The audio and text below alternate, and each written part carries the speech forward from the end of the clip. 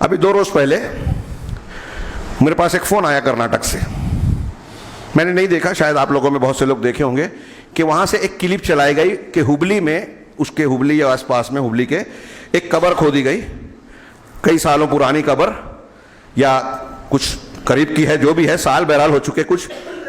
تو کہہ رہے ہیں کہ اس کی نمائش کی جا رہی ہے کہ دیکھو یہ اتنے اچھی حالت میں ان کی لاش ہے. اور بقول ان کے جو سائل تھے کہ وہ قبر پرستوں اور اس سلسلے کے لوگ تھے. تو اب یہ تاثر دیا جا رہا ہے کہ دیکھیے ان کی لاش اتنے دنوں کے بعد بھی ٹھیک ٹھاک ہے. تو مطلب یہ حق ہے. اور ہمارے یہاں کی قوم ایسی چیزوں پہ بہت جلدی ایمان لے آتی ہے. کسی نے کہا علماء میں سے کہ ابھی بھی کوئی اگر شخص نبوت کا دعویٰ کرے تو کچھ نہ کچھ ایسے بیوقوف رہیں گے جو اس کے پیچھے چلنے لگیں گے. ان کے پاس اصول ہے. میں نے کہا نا, اصول نہیں ہے. حق اور ناحق کو پہچاننے کا, صحیح اور غلط کی تمیز کرنے کا ضابطہ آپ نے شریعت سے سیکھا ہی نہیں. کس بنیاد پر کسے ماننا ہے, کس بنیاد پر کسے نہیں ماننا ہے. یہ جو میں ایک جملہ کہہ رہا ہوں, ایک سوال اٹھا رہا ہوں, یہ بہت سارے مسائل سے جڑا ہوا ہے. ہمارے یہاں بہت ساری چیزیں آج کل جو چل رہی ہے اور نوجوان اس میں پریشان ہے, لگا ہوا رہتا ہے, وقت کو ضائع کرتا ہے, اپنے قیمتی لمحات کو جس میں وہ بہت ساری مفید چیزیں سیکھ سکتا ہے, وہ ان فضولیات میں لگا رہتا ہے اس کے بجائے. تو اب انہوں نے سوال کیا مجھ سے کیا اس کے بارے میں کیا کیا جائے. ہاں, تو میں نے ان کو بتایا کہ اولاً یہ کوئی اصول کی بات نہیں ہے. پہلی بات, یہ خبر صحیح ہے کہ نہیں اس کی تصدیق کرو.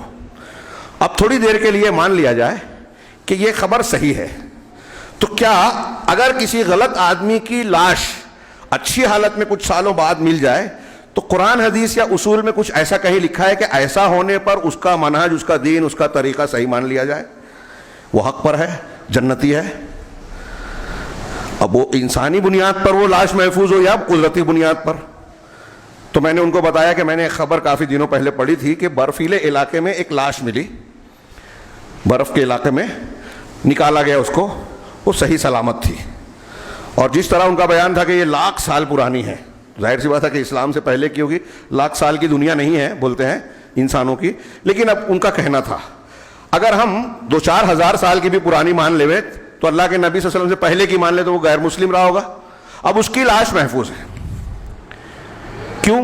جغرافیائی بنیاد پر, سائنسی بنیاد پر دیکھیں تو برفیلے علاقے میں تھی, اور ڈیٹا کاربن کیا وہ جو سائنس والے کہتے ہیں, شاید میں تعبیر میں غلطی کر رہا ہوں, کاربو ڈیٹا جو وہ اس کا امتحان ہوتا ہے کہ ایک درخت سے آکسیجن اتنے رفتار سے نکلتا ہے, درخت میں اتنا ہوتا ہے, تو اب اس کو زمین میں گڑا ملا تو دیکھا جائے کہ ابھی اس میں کتنی مقدار موجود ہے, تو اس کا مطلب اس میں سے اتنا نکل چکا ہے, اتنا نکلا تو اتنا دن لگا ہوگا, لہٰذا یہ اتنا پرانا ہے.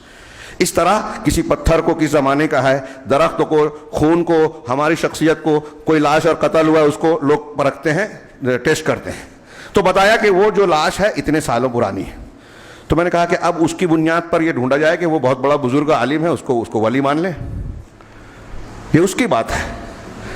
مصر میں جتنے احرام ہیں ان میں فرعونوں کی لاشوں کو محفوظ کیا گیا, جس کو عربی میں محنت کہتے ہیں, انگریزی میں ممی کہتے ہیں. محنت کی ہوئی لاشیں ہیں, تو ان کی لاشیں محفوظ ہیں. تو کیا وہ وارثہ ہو گئے, صالحین میں سے ہو گئے, اولیاء ہو گئے؟ ان کی لاش ہمیں دکھائی دے رہی ہے اس میں. اب اس میں طریقہ انہوں نے کیا, آج وہ ٹیکنالوجی نہیں ہے, اس میں لوگ بتاتے ہیں کہ ہاں وہ ایسا بنایا گیا کہ اس میں ہوا نہیں جاتی اور اس کے جسم میں سڑنے والے مادے نکال لیے کے لیے, یہ بتاتے ہیں. آج ویسے محفوظ نہیں کر سکتے یا نہیں کر پاتے, لوگوں کے پاس وہ ٹیکنالوجی نہیں ہے جو فرائنہ کے پاس تھی, اس زمانے میں تھی.